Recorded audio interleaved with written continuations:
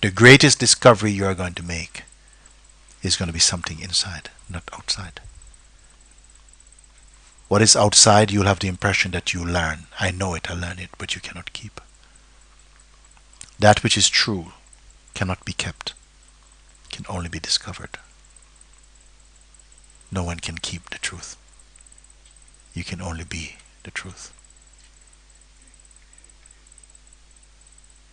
Truth is not some holy cluster of concepts that you can say, oh yes, he has it over there.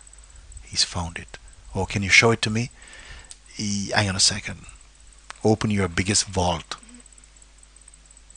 Your most powerful safety box. You cannot keep it in there. Nobody can keep the truth. Yourself is the truth, but not your person. Because of the strength of our identity as a person, then you need some practice to try and become presence. When you know yourself as presence, no practice is needed. You follow? For a while, when you consider yourself as a person, it's a strangeness actually. Because then what you naturally are, you don't know. You see? So then the notion comes to the person, which is a fake form of consciousness, that it can do something to get the consciousness. And surely enough, when it turns away from the things which really takes it out, and turns the attention towards the source, it experiences the freeing up from that limited idea of self. And then it says, oh, yes, now, it's just this beautiful presence. I am nobody here. I have nobody here. And not being someone, it's like I'm everything.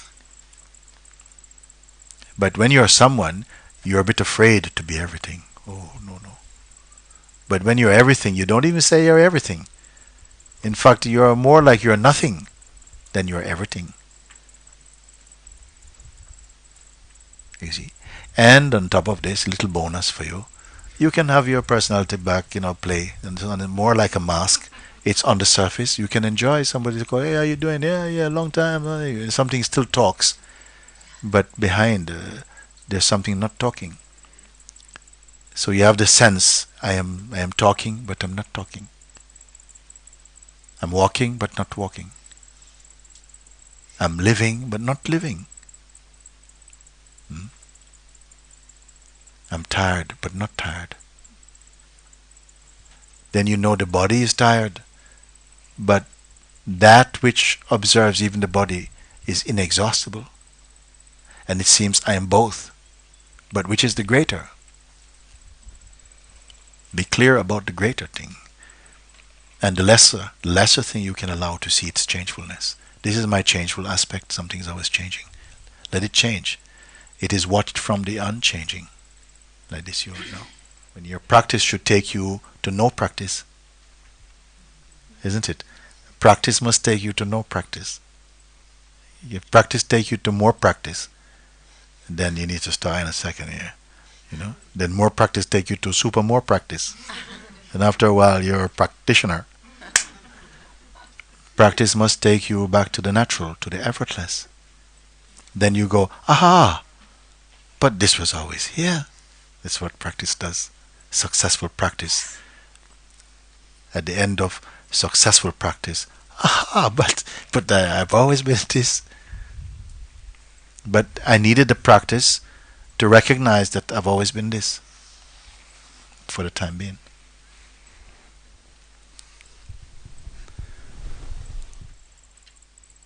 What we are speaking about, sharing now, today, here, I don't think it will ever become, it will never have evangelical appeal. It is too subtle. It's too simple also. It is too simple. It doesn't require frills and fireworks. It doesn't require special effects. It is the most natural, you see. The most natural. And what is most natural in itself, it is effortless also. Can you detect that within your own self? That which is effortless. It is not trying to be. not to become.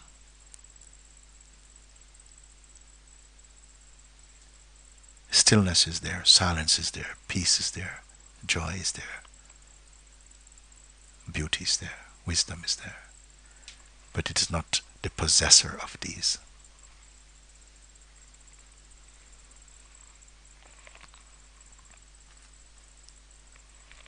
Even the word there is not applying to it. It is not there, it is here. It's the only thing that is here. Everything else is only here for the time being.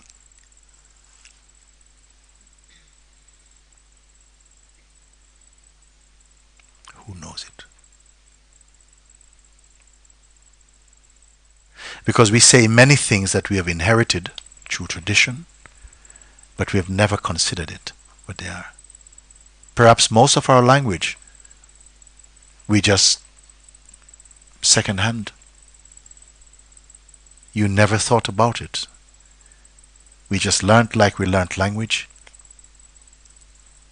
If we have children brought up in Portugal, they will learn to speak Portuguese if they are with Portuguese people. Even without going to school to learn it, which you do also. But so in the same way we learn language and we learn things. We have learned in our culture, let's say Western culture also. I've put it that I feel that we have very, very strong psychological identities. And it seems, I wonder if I can put it to you like that, that perhaps it's just a cultural characteristics that we keep thinking we have problems. That everybody has a problem. I have to have a few problems myself. Because a problem makes you credible. Means you're alive.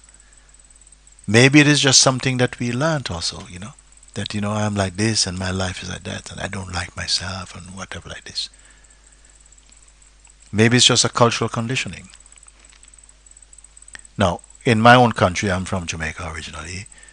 Now, if you say, some people say, like in Europe and in England also, people say things like, how do I know it's not my mind? My mind is like this, my mind is like that. My mind is always saying this.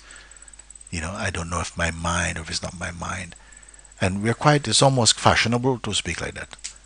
But in my country, if someone speaks like that, they will say, oh, you got the devil in your head. And because that is the kind of response you're likely to get, people just don't talk about like that. You just don't pick up that attitude. So nobody says, oh, I think it is my mind. Something happens and no, actually, yeah. You're quite clear we don't have this duality and this complex about the mind. And so, in a sense, we have created a mind that's not there actually. We've created the concept of a mind. That is so terrible and my mind is like this. And somehow we all collectively create and sustain an identity of a power that's not really real except in our own creative space. Like that. Then you don't like yourself. And I said, there's a place for this in spirituality also. Sometimes people come, I don't really like myself. Everything I say is untrue. Like almost everything I speak is a lie somehow, I don't know. At a certain point you begin to question. That is a healthy questioning. Sometimes people come and say, listen, all I ever talk is the rubbish. I only speak lies. If I really think about it, I just say these things. But it's not true. It's just what I've learned, and my friends speak like that, so I speak like that. But it's not true. And then, okay, have you ever spoken anything that's true? Let me think about it. No. No, you cannot go around telling people that because you're crazy. You've got very, very low self-esteem. But at some point in your search for truth, that can be a very healthy stage to come to see, wait a minute, everything that comes from my conditioning is sort of a distortion of something. Of course, you're not going to spend your whole of your life being like that.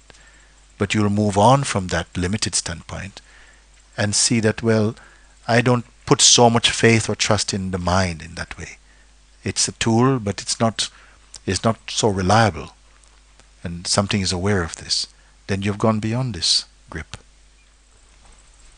Because if you knew many things in their true light, they were not what you think they were, then you just drop them, because the nature of any illusion is that when you have seen clearly what it is, it loses its power. As we begin to see more clearly some things from the right position of seeing, they cannot stay with that potency anymore, because you see, but it's not me. Then if you know it's not you, you don't give that much importance to it or that much attention to it. And right there it begins to change in front of your eyes. Its power is gone. Its virility is gone. Maybe not on the first go. It turns a bit and goes back and turns again. Turns again. And then gradually after a while, it's like weeds. You keep cutting them. They come up. You keep cutting. Come, cut them. Come, cut them again. Cut them again. Finish. Like this. It's not years we're talking. It's not months we're talking. It's not even weeks. Sometimes with a steadfast mind and attention, it's a short time and these pests are gone. Because a thing is not alive in itself. No thought is self-employed.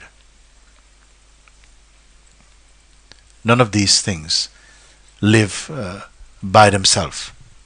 They live on phantom power, we call phantom power, meaning that they take their power from you. Your interest, identifying, the meaning you give it, that's why it becomes important. It has no other way of living. None of these thoughts can live. If a thought had independent power, that means that it would have the same power for every person. But what might be terrible and dangerous for you is fun for someone else.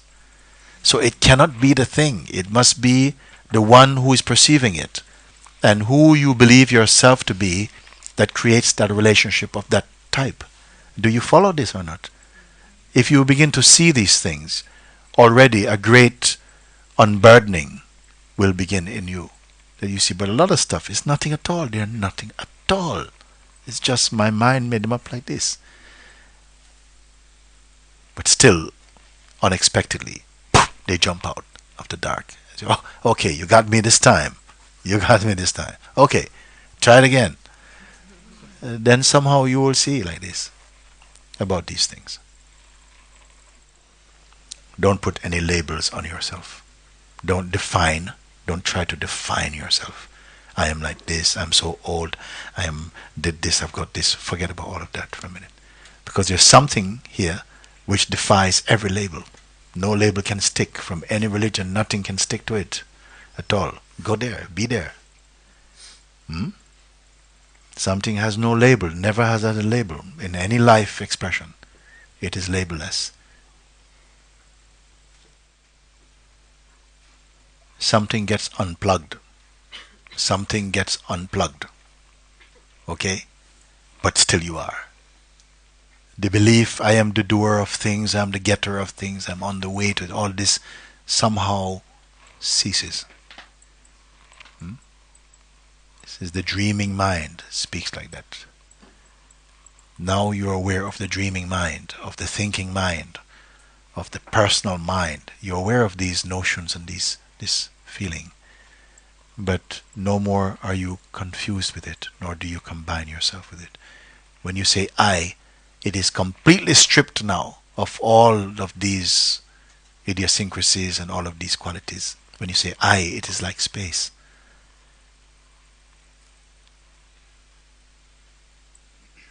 But it's not stagnant. It's not somehow. It's not a void.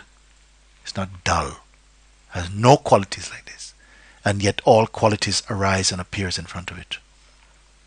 Who will catch this clue?